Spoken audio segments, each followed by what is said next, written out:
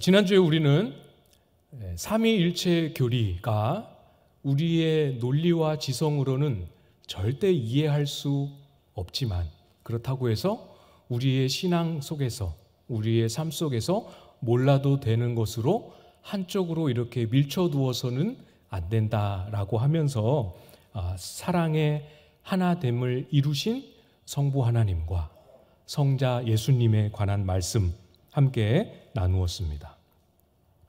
삼위 하나님이시지만 명확하게 세 분 하나님으로 등장하시고 존재하시지만 완벽하게 하나이신 그 증거로 우리가 보았던 것, 성자 예수님의 완전한 순종, 그리고 성부 하나님의 사랑 가운데 모든 것을 나누어 주심, 우리가 같이 묵상했었지요.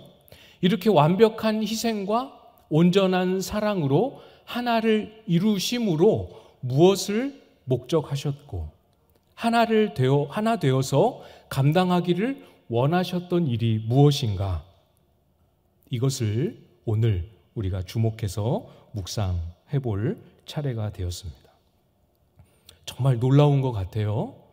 하나님께서 삼위로 일체를, 사랑으로 하나를 온전하게 이루셔서 행하기를 원하셨던 그 목표와 원하신 일은 저와 여러분에게 생명을 주시는 일입니다. 저와 여러분에게 생명 주시는 이 일을 위해서 하나님이 사랑으로, 온전한 순종으로 하나를 이루셨어요. 24절 말씀을 보시면, 내가 진실로 진실로 너희에게 이르노니 내 말을 듣고 또 나 보내신 이를 믿는 자는 영생을 얻었고 심판에 이르지 아니하나니 사망에서 생명으로 옮겼느니라. 예수님의 말씀을 듣는 자, 즉 예수 그리스도를 보내신 하나님을 믿는 자는 영생을 얻었다. 영생을 이미 얻었다. 이렇게 말씀하십니다. 영생, 문자 그대로의 의미로는 영원한 생명이라는 뜻입니다. 그런데 이 영생이라고 말씀하실 때 주님이 말씀하셨던 의도 속에는 시간의 길이, 이 생명이 영원하도록 소멸되지 않는다 하는 시간의 길이만을 의미하는 게 아닙니다. 그 의미도 당연히 포함되어 있지요. 영원하도록 소멸되거나 사라지지 않는 생명이다라는 의미도 있지만, 영생이라는 말 속에는 이런 의미도 있습니다. 우리가 가지고 있지 않은 생명. 조금 더 정확하게 말씀을 드리면, 원래 하나님 속에 있었던, 하나님 속에만 있었던 생명을 우리가 가진 생명과는 완전히 질적으로 다르다 하는 의미에서 영생, 영원한 생명 이렇게 부르는 거죠. 요한복음 우리가 살펴보았던 초기에 우리는 두 가지 생명을 가지고 있습니다 하는 것 나누었었죠. 육체의 생명 말고 하나님께로부터 거듭난, 하나님께로부터 받은 새로운 생명을 말씀하고 있는 겁니다. 그 내용이 26절에도 그대로 표현이 되어 있어요. 아버지 속에 있는 생명, 이것을 아들 예수님에게 주셨습니다. 그리고 아들 예수 그리스도의 말씀을 듣는 자들에게도 그 생명을 똑같이 얻게 하셨습니다. 잘 기억해 주십시오. 저와 여러분에게 하나님에게만 있는 이 특별한 생명을 주시기 위해 삼위 하나님이 사랑으로 온전한 하나됨을 이루셨습니다. 얼마나 귀한 일이길래, 이것이 얼마나 귀하고 영광스럽고 그 모든 것을 다 쏟아부을 만한 가치 있는 일이기에 이것을 위해서 하나님이 온전한 하나됨을 이루셨을까? 잘 기억해야 하겠죠? 이 영생을 얻는 일이 얼마나 놀라운 일인가에 관하여 오늘 본문은 예수님께서는 이 부분을 계속해서 말씀해 주시고 계십니다. 영생을 얻었다. 요 표현을 우리가 이해할 때 우리가 조금 주의를 기울일 필요가 있어요. 얻었다의 의미, 우리가 잘 살고 있고 이런저런 삶의 내용 속에서 만족하고 있는데 교회를 다니다 보니까 예수님을 믿으려고 하다 보니까 영생도 주신다 하더라. 그래서 잘 살고 있고 만족하고 있는데 예수님 믿어서 영생도 보너스로 하나 더 얻는 것처럼 그렇게 이해하면 우리는 이 영생을 얻었다라는 말의 의미를 많이 오해하게 됩니다. 영생을 얻었다라는 말은 그런 의미가 아닙니다. 예수님께서 영생을 얻었고 하면서 이후에 부연 설명으로 무엇을 더 말씀하고 계십니까? 심판에 이르지 아니한다 이렇게 말씀하시죠. 그 다음에는 또 무엇을 말씀하고 있습니까? 사망에서 생명으로 옮기셨다 이렇게 말씀합니다. 영생은 저와 여러분의 욕심 가득한 인생을 만족시킬 수 있는 또 하나의 선물, 또 하나의 우리의 소유, 이런 개념이 아닙니다. 욕심 가득한 우리의 인생을 만족시켜주는 것은 우리가 오후에 사사기 하면서 살펴보았던 것처럼 우리의 욕심 가득한 인생을 만족시켜주는 것은 기독교 신앙이 아니고 영생이 아니고 가나안 종교입니다. 바알 신앙이 우리의 욕심 가득한 인생을 있는 그대로 인정해주고 만족시켜주죠. 우리의 욕심을 부추기고 욕심을 따라 살아가는 것을 정당화시키고 합리화시켜줄 수 있는 기초를 종교로 만들어주는 것이 바알 종교입니다. 기독교 신앙은 특히 영생은 욕심 가득한 우리의 인생을 있는 그대로 옹호해주고 만족시켜주지 않습니다. 성경이 말하는 기독교 신앙은 욕심을 따라가는 인생을 부정합니다. 거부하고 그것은 틀렸다라고 선언합니다. 그리고 욕심 가득한 채로 살아왔던 인생의 흐름과 과정과 본질과 실체를 말씀으로 무너뜨리십니다. 그리고 나서 그것이 무너지고 나서 새로운 인생, 오늘 본문 표현 그대로 예수 그리스도의 말씀을 듣고 그 말씀을 따르는 새로운 인생을 살아갈 수 있는 힘과 생명력으로 주신 것이 영생이라고 성경은 말씀하고 있지요. 그러니까 영생은 우리에게 있는 것에 뭐 하나를 더 얹어주는 보너스 개념이 아니고 영생은 저와 여러분의 삶을 송두리째 바꾸어 놓는 극단적인 변화의 구조를 우리에게 보여주고 가르쳐주고 도전합니다. 복음을, 기독교의 신앙을 이런 구조로 이해를 하고 계셔야 돼요. 심판을 면한다라고 말씀을 드렸죠.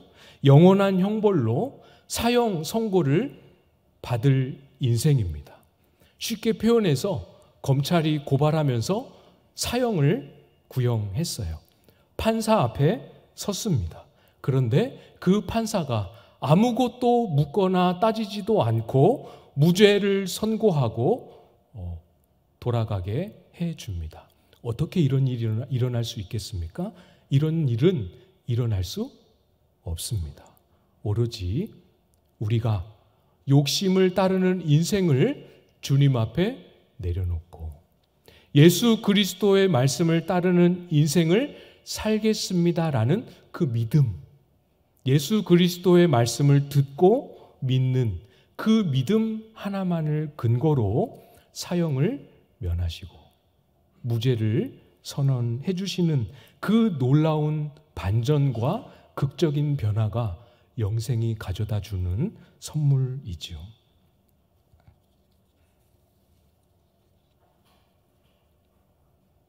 영생, 영원한 형벌이라는 사망에서 생명으로 저와 여러분을 옮겨 놓으셨습니다.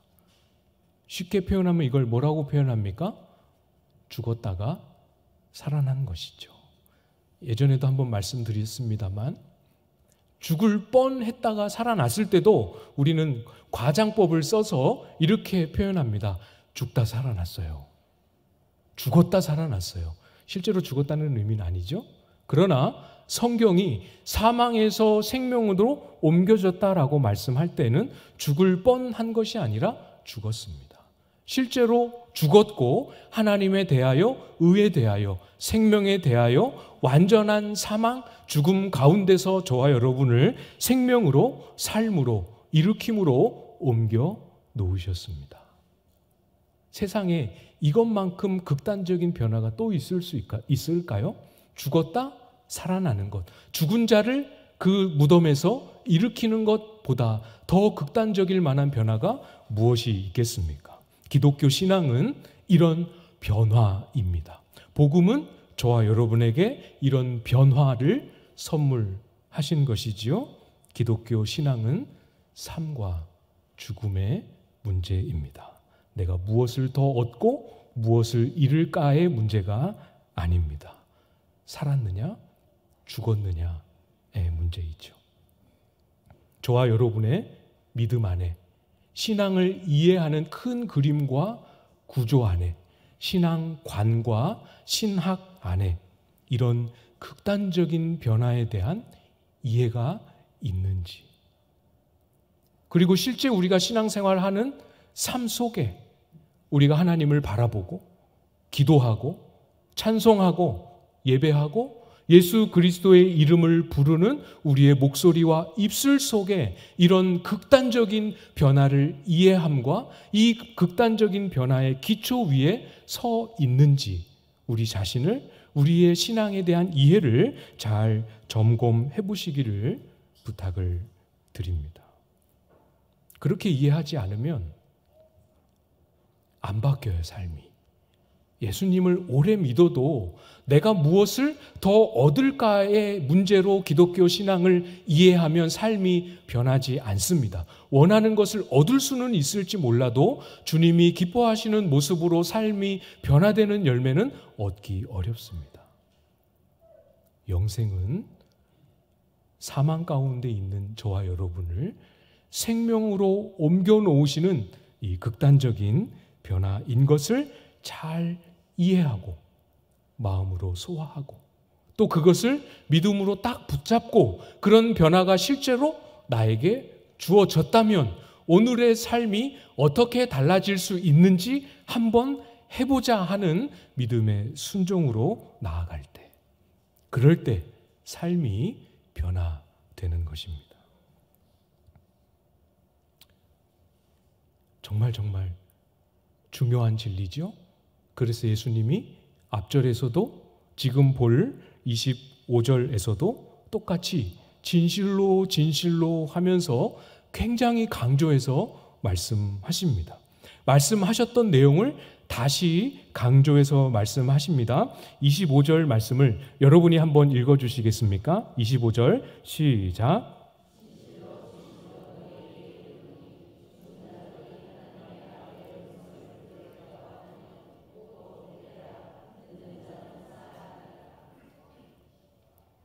24절에서 해주셨던 말씀을 조금씩 각색하셨지만 큰 흐름 속에 동일한 말씀을 반복해서 강조하셨습니다.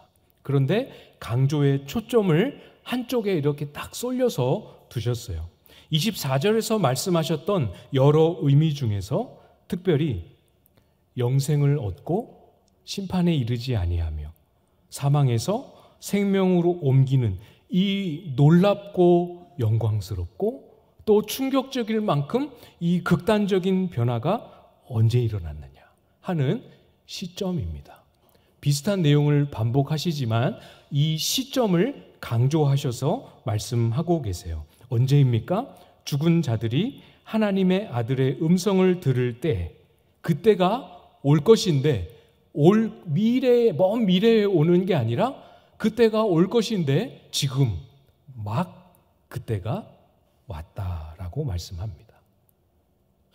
듣는 자는 예수님의 말씀을 듣고 듣는 자가 그 말씀으로 인하여 살아나는 그때가 이미 시작되었습니다. 예수님이 오셔서 이 말씀을 하고 계시는 그 순간에 그때는 이미 도래했고, 그때로부터 지금까지도 여전히 그 때는, 그 시기는 유지되고 있습니다. 사망 가운데 있는, 하나님을 알지 못하는, 하나님께 어떤 것도 반응할 수 없는 사망 가운데 있는 자들이 놀랍게 그 죽은 시체와 같은 심령에 예수 그리스도의 음성이 들리기 시작하고 믿어지기 시작하고, 그 딱딱하게 굳어있던 마음속에서 예수 그리스도를 찾고 부르는 변화, 살아남이죠. 그것이 일어나는 때가 지금 우리의 때입니다. 지금입니다.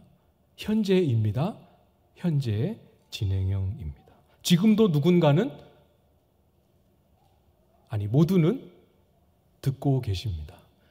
제가 설교는 하고 있지만, 기록된 성경의 활자로 우리가 읽고 있지만, 이것은 그때 당시에 예수님이 직접 전하여 주셨고, 지금도 동일하게 직접 우리에게 오셔서 육성으로 말씀하시는 것과 똑같은 능력과 똑같은 권위와 똑같은 내용으로 우리에게 말씀하고 계십니다. 지금도 듣고 있고, 지금도 누군가는 그것을 듣고 이해하고 깨닫고 마음의 생명이 살아나는 은혜를 경험하고 있습니다. 이 중에 틀림없이 누군가는 어제와는 또 다른 생명을 인식하고, 어제와는 또 다른 진리를 깨닫고 마음속에서 내 속사람이 살아나고 있음을 경험하는 분들이 이 자리에 틀림없이 있으십니다. 없기를 바라지만 누군가는 듣지 못할 수도 있지요. 그럴 수 있습니다.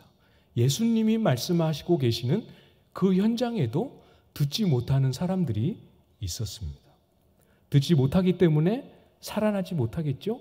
여전히 사망 가운데 있겠죠? 사망 가운데 있기 때문에 사망의 열매를 맺으며 생명이 살아나는 현장을 바라보고 비난합니다. 정죄합니다. 욕하고 평가합니다. 유대인들이 그렇게 했죠? 38년 된 병자를 주님께서 일으키셨을 때 안식일을 범했다라고 하는 어처구니 없는 말로 예수님의 그 귀하고 놀라운 영광스러운 일하심을 정죄했습니다. 누군가는 듣고 살아나고, 누군가는 듣지 못하고 살아나지 못하고 살아남의 현장을 비판하고 있는, 여러분은 어디에 속하여 있는지 한번 돌아보시면 좋을 것 같아요. 물론 여기 유대인들처럼 생명이 살아나는 그 현장을 왜곡하고 비난하고 하는 그런 경우에 해당하는 분은 틀림없이 한 분도 안 계십니다. 그러나 뒤집어서 제가 한 번만 더 여쭤보겠습니다. 지금도 이 순간에도 우리의 마음속에 세세하게 또는 잔잔하게 들려오는 주님의 말씀, 주님의 음성 듣고 계십니까? 들으면 살아납니다.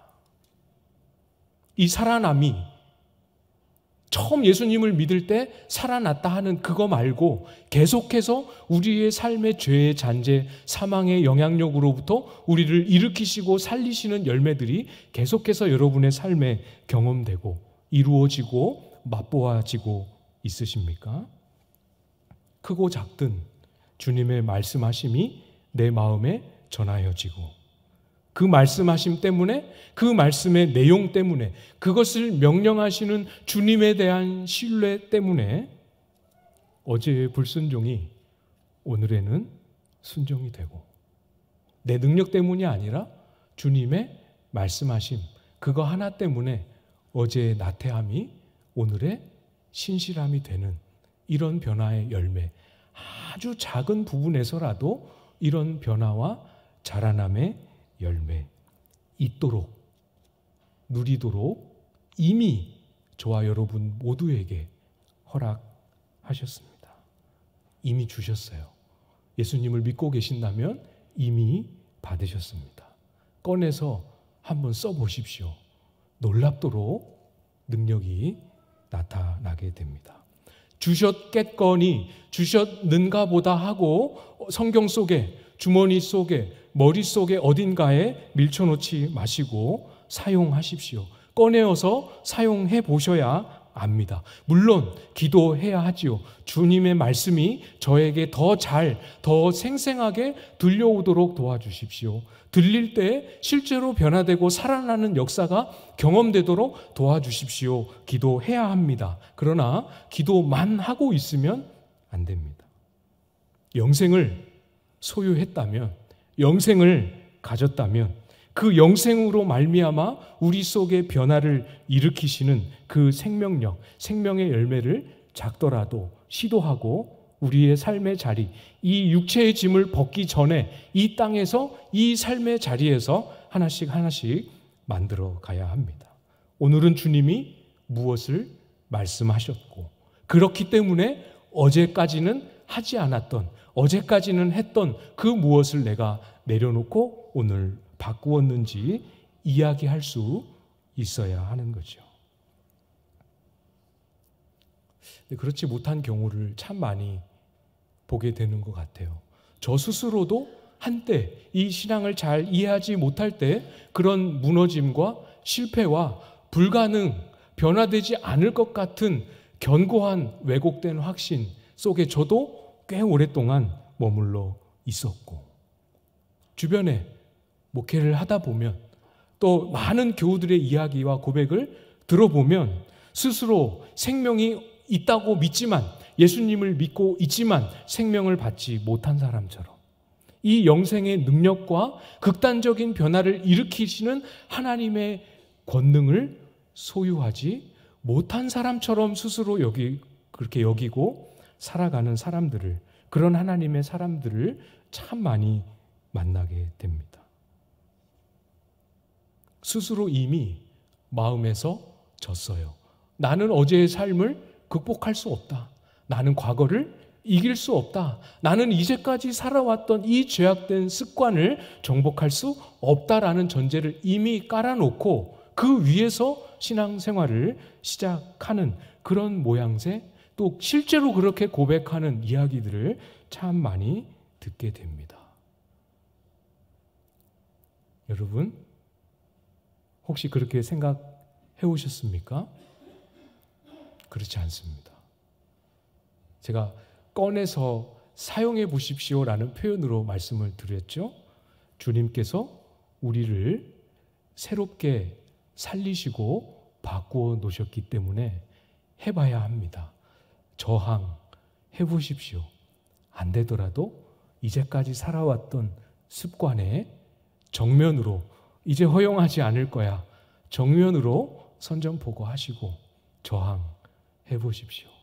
이제까지 나는 이길 수 없을 거라는 전제를 가지고 늘 허용했던 죄의 유혹, 늘 허용했던 죄의 습관들과 선을 긋고 저항해 보십시오. 내 욕심을 따르는 삶의 구조와 내용들, 알지만 허용했던 것들과 싸움을 걸어보시고 저항해 보시고 맞서서 버텨보시기를 바랍니다. 습관에 저항하고 본성에도 저항하고 이제까지 내가 느껴왔던, 속아왔던 내 느낌과 감정에도 저항해 보십시오. 옛사람의 습성대로 살아왔던 그 모든 걸음 하나하나를 부정하고 스스로 비판하고 틀렸다라고 성경의 근거를 삼아 규정하고 저항하면서 예수님의 말씀하심이 무엇인지를 다시 성경 안에서 확인하며 그 말씀하심에 온 마음을 기울여 응답하고 반응하고 따라 나아가 보시기 바랍니다. 그러면 그 시간이 쌓여가는 세월 속에서 틀림없이 하나님은 저와 여러분에게 이 변화가 그냥 먼 미래에 주어질 약속이 아니고 이미 우리에게 주어진 열매요, 이미 이 땅에서 누리도록 허락된 상급임을 틀림없이 경험하실 겁니다. 그게 있어야죠. 그게 있어야 우리의 신앙이 기쁘지 않겠습니까? 아, 되는구나. 정말 하나님이 약속하신 게 틀림없는 사실이구나. 뭐 말 하나를 해도 말에 힘이 생기고, 똑같이 하던 찬송가를 똑같이 불러도 그렇게 마음에 기쁨과 확신이 생기고, 성경 한 구절을 읽어도 늘 읽던 구절이지만 그렇지, 이 말씀이 진짜지 하는 마음이 우리 속에 생기며 기쁨을 얻지 않겠습니까? 그 기쁨은 이 땅에서 얻는 기쁨이 아닙니다. 놀랍게 여러분이 이 땅에서 부분적으로 이미 경험하신 분들도 계시겠지만 그것은 이 땅에 속한 기쁨이 아닙니다. 그거는 천국에 가서나 누릴 수 있는 기쁨, 천국에 속하여 있으며 천국에 딱 제한된 기쁨이지만 우리에게 주신 생명으로 말미암아 놀랍게 죄의 몸을 짊어지고 있는 이 땅에서도 부분적으로 그 기쁨을 누리게 하셨어요. 부분적으로 작은 부분에서 그 기쁨을 누리는 것도 우리의 신앙을 그렇게 활력 있게 하는데, 천국에서 누리는 그 기쁨은 얼마나 크고 얼마나 강력하며 얼마나 기쁘겠습니까? 그 기쁨이 28절, 29절 말씀에 기록되어 있습니다. 같이 한번 읽어보도록 하겠습니다. 28절, 29절입니다. 시작. 이를 놀랍게 여기지 말라.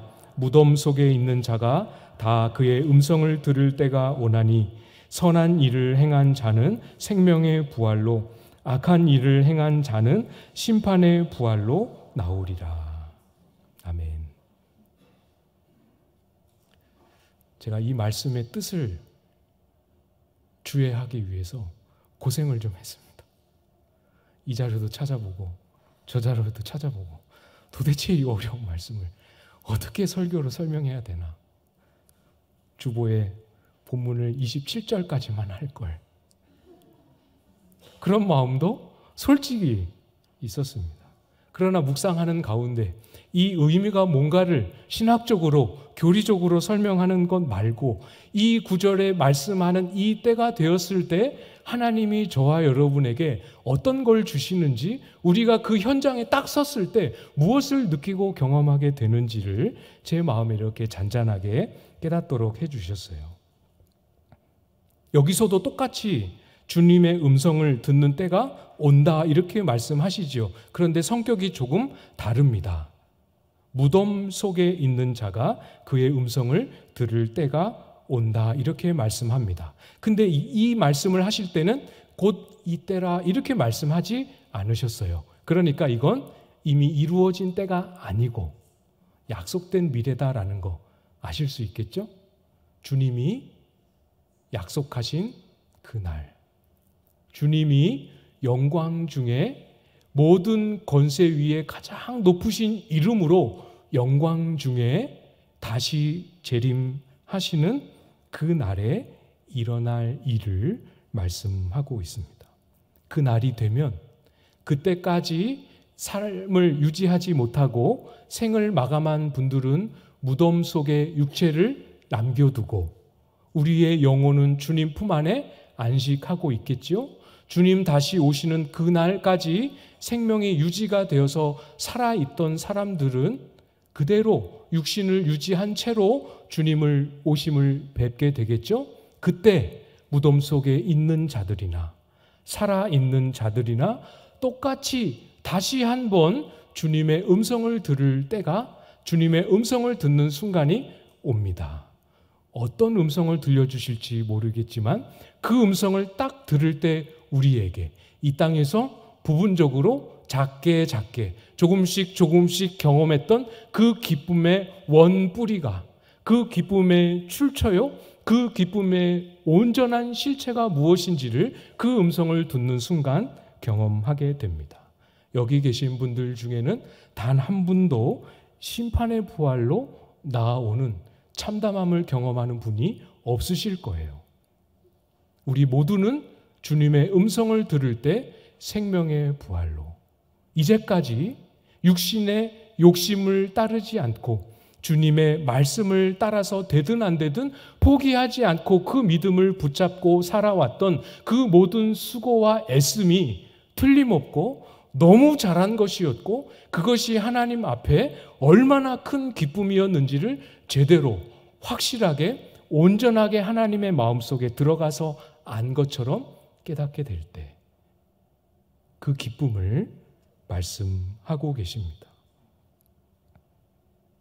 누구에게는 그때 듣는 음성이 우리를 향하여 잘했다, 착하고 충성된 종아, 우리의 모든 생을, 보잘것없다고 여겼던 모든 생을 인정하시고 칭찬하시고 높은 면류관을 씌워주시는 그런 음성으로 들릴 테고, 누군가는 악하고 게으른 자여 영원한 형벌 아래 있을지어다 하는 절망과 참혹함과 두려움의 음성을 듣게 되겠지요.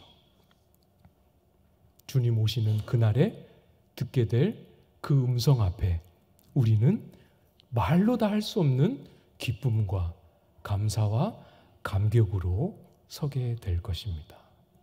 그 날을 소망하고 그 날을 한치의 의심 없이 확신하는 가운데 지금도 내가 직접 경험해 보지 못했지만 그때 경험할 하나님의 기쁨, 그때 경험할 하나님의 칭찬이 얼마나 큰지를 지금 내 상상력으로 끌어와서 오늘의 삶의 수고에 지칠 때마다 기억해내고 붙잡고 생각하면서 오늘 우리에게 명령하시는 주님의 음성이 들려올 때마다 핑계하지 않고 물러서지 않고 할 수 있는 한 실패가 뻔하더라도 끊임없이 저항하고 주님의 말씀에 반응하는 이 삶을 포기하지 않는, 그래서 이 땅에서 그 기쁨을 누리고 증거하며 나누는 저와 여러분들 다 되실 수 있기를 주님의 이름으로 축복합니다.